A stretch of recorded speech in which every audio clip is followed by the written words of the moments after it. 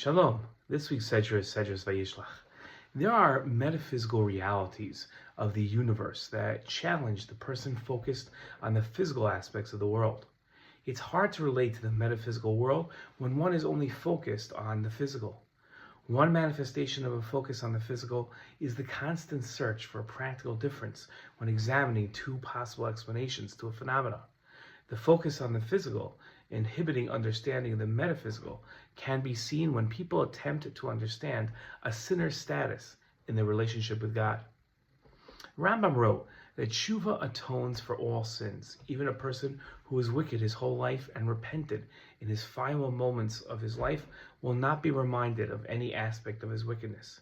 Even though tshuva does atone for all sins, and the essence of Yom Kippur brings atonement, there are different levels of sin, and hence different levels in the degrees of atonement. There are sins that can be atoned for immediately, and other sins which can only be atoned for over the course of time. For instance, if a person violates a command which is not punishable by kares and repents, he will not leave that place before he is forgiven.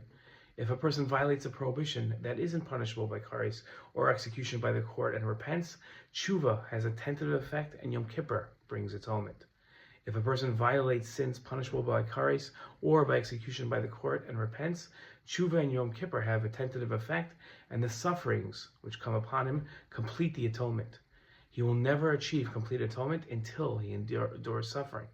Now, a person who desecrated God's name, even though he repented, Yom Kippur arrived while he continued his repentance, and he experienced suffering, will not be granted complete atonement until he dies. Now, focus on the physical finds suspended atonement a metaphysical phenomena difficult to understand.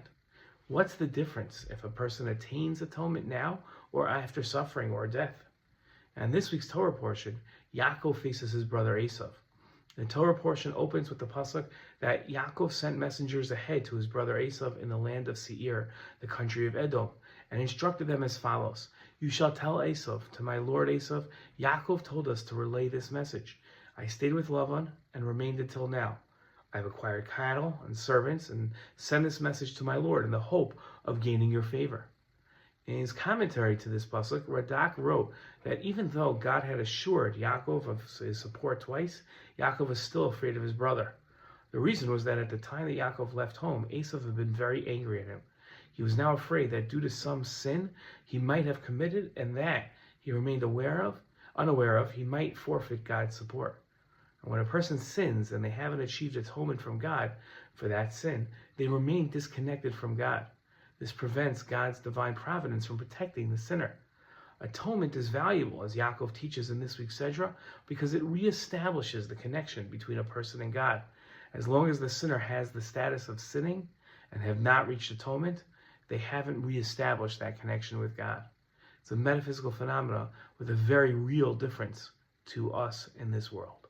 Shalom.